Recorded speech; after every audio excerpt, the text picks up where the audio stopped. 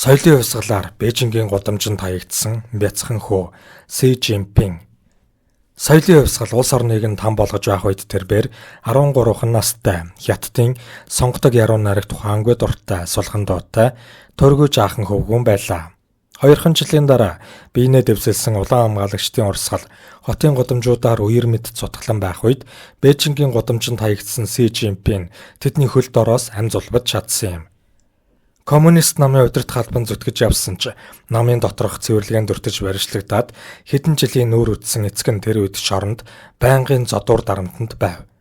Энэ хооронд оюутан тэмцэгчид гэр орныг нь байсгээд л нэг жихэн түүх тул тэднийх байшин саваа хаяад зогтож отохоос өөр аргагүй болжээ.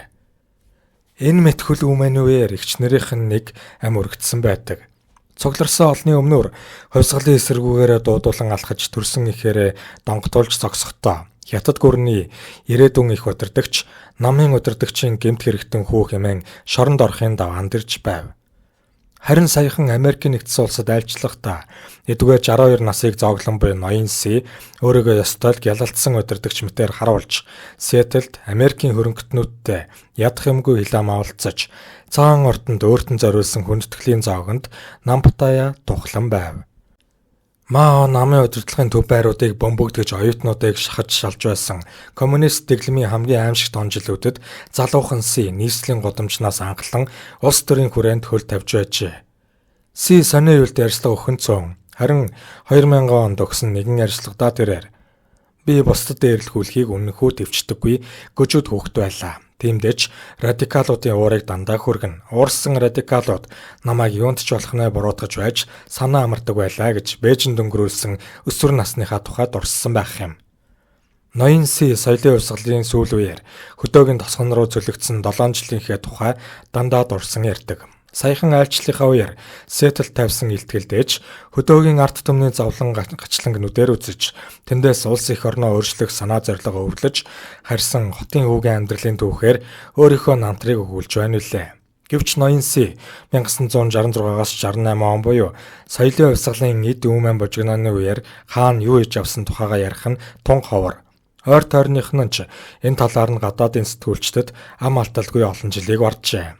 Харин хамтрагчдын бичсэн дурсамж Сигийн гэр бүлийнхний дуртгал тэмдэтгэлийг анхааралтай шинж байс намын онцгой эрх дархтны гэр бүлд ая тухтай аргагүй өсч торинсон энэл бүрэг томоотой номд хорхооссон жаал оюутнуудыг Мао коммунист намын эсрэг дөрхирж бүх шатны удирдлагыг нь төвөн самарч алсан өмнө тэр он жилүүдийг хэрхэн гítэлж тэр хоорондоо яаж өөрчлөгдөж ямар ч хүн болж төлөвлөсөн дүр зураг тун тодорхойлж ирдэг. Ноён Сигийн бага насны амьдрал намын элитүүдэн болон цэргийн удирдагчдын хүүхдүүд л сурдаг тусгай сургуулийн 7 дугаар ангид байхаас нь огцом өөрчлөгдөж эхэлсэн бололтой байдаг. Соёлын хувьсгалын тэмцэгчид сургуулийг нь нурааж орхисонд жаалхүү намын удирдлагуудыг жигшиж дургуутсан хүмүүсээр дүүрэн энгийн сургуульд элсэн орхоос аргагүй болсон тухайн сургуулийн дэд захирал Цян Пэйзэн дурсжээ. Нэгэнт тогтолцоо нурж эхэлсэн тул Си баг залуу хүний зангаар л ихэнх цаг хичээлийн танхимаас гадуур өнгөрөөх болж. Сиг нэг найзтайгаа нийлээд өдөржин гадуур тэнэд алга болчихдог байсан тухай хатагтай Цян ярьж байв. Гэр орноосоо зогтсныхаа дараа Сигийн ээж хүүхдүүдэд дагуулад засаг төрийн удирдлагуудыг бэлддэг Төв хорооны сургуульд орогнох болжээ. Бид үнэхээр жирийн бус орчинд өссөн шүү гэж тусгай сургуулийнх нь нэг ангийн сурагч Ли Сяобын сургуулийнхаа захин хуудсанд сэтгэгдэл үлдээсэн байв. Соёлын хувьсгал. Маогийн соёлын хувьсгал нэрээр өрнүүлсэн их цэвэрлэгээ, улаан хамгаалагчдын улангасал, нийтийн тэмцэлтэй нь удирдлагын шатууд амжилттай замнасан Хятадын удирдагчдын нэр сүр аж амьдралд ёстой л хар тамга дарсан юм. Гэвч ноён Си тэдний игнэнээс ялгарч үлдэж чадсан байна. Энэ нь Маогийн дайчдын дунд алхаж явсан залуу насныхан намтар улаан хамгаалагчдын үеэс төрсөн намын анхны удирдлага хэмээх ухагдхуун удирдлагын шатууд өгсгөн бүхэл эхний гişгүүр дээр нь хөлөө тавьж амжаачгүй байхдаа доош унаж улс төрийн хүрээнд шовдрлогдсон гудамжны хөөрхилтэй банд болж хоцорсон түүх нь түүний ахин босч ирэхэд харин ч ивэс болсон юм. Хэдийгээр ноён Сигийн үеийнхэн Маог дахин шүтэж ирсэн ч Си өөрөө Маогийн өдөөсөн хүчирхийл харгислалын хохирогч бие хүн. Тиймдээч Сигийн намын удирдлага дахин гарч ирсэн явдал бол мөнхөө өмнө самууныг эсэргүүцсэн удирдагч ангийн байр суурь насны ихтэй. Тэгээд ч ноён Си шуудхан л намын эсрэг юм уу? Маогийн өдөөс эргэж ноцоогүйгээрээ удирдагч ангаас гаралтай бусад залуусаасаа тис өөр. Харин ч нөмөрсөн зовлон өөрийнхөөрөө туулж явахдаа хатуу чанд удирдлагын зарчимд улам хүндэтгэлтэй хандхад суралцаж шатлан захирах ёсны эсрэг гарах альва самууныг жигших болжээ.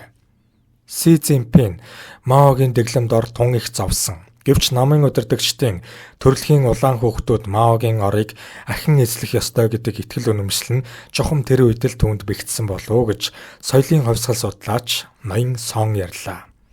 Тусгай сургалт байхдаа Си болон түүний хамт сурагчид улс их орондоо социалист хувьсгалыг үлгэрлэн манлайлагсад болохоор бэлтгэгдэж байжээ.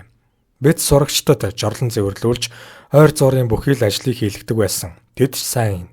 Тухайн үеийн төр засгийн удирдлагуудын хүүхдүүд бидний юу хийх гэснийг үг дуугүй биелүүлэх хүмүүжлтэй байлаа гэж тус сургуулийн багш асан Тан Юхва бас дурсжээ. Ноён Сигийн хуучин багш нарын нэг Чэн Цюин Хонконгийн сонинд өгсөн нэгэн ярьцлагадаа түүнийг тун сурлагатай, ээлдэг даруй, төвчээртэй, дүв фүүгээс авахуулаад хятадын сонгодог яруу найрагт их дуртай хүү байсан гэж дурссан байх юм.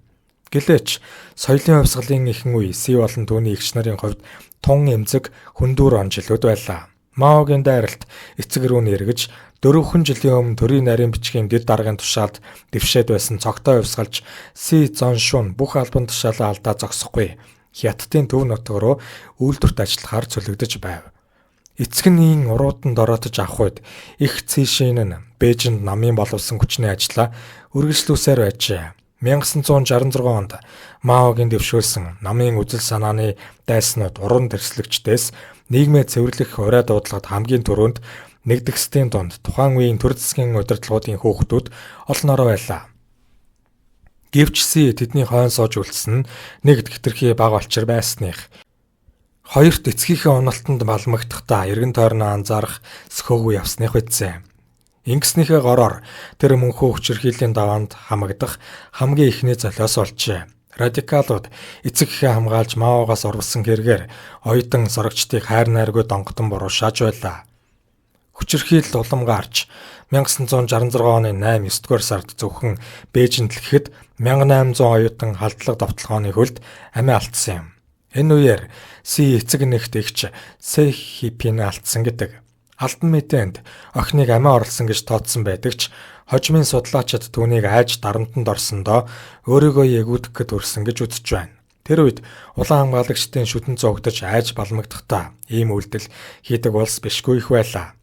Соёлын хувьсгал хөл толгоогоо алдаж эхлэх үед Си өөрийнхөө амийг хоохоолох арга чаргад дадаж эхэлжээ. Ангид бидэн шиг хар толботой хөөхд байсангүй. Бүгд л биднэрт хурхдаг байв. Нэг өдөр ураа ашгарч лоозон өргөсөн хэдэн зуун улаан хамгаалагч сургууль руу дайрч орж ирээд замдаа таарсан бүхнийг аимшигтайгаар балбаж хэмхчиж эхэлсэн. Тэр үед Си бит хоёр зогтож амтсан ч нэг найз маань арай удаан гүйснээсээ болоод тэдэнд гүйцэгдэж өгтлээ задуулсан да гэж Сигийн энгийн сургуулийн нэг ангийн найз эцэг нь мөн л намын цэвэрлэгэнд өртөж хэлмэгдсэн Ни Вэйпийн нэгэнтэй дурсжээ.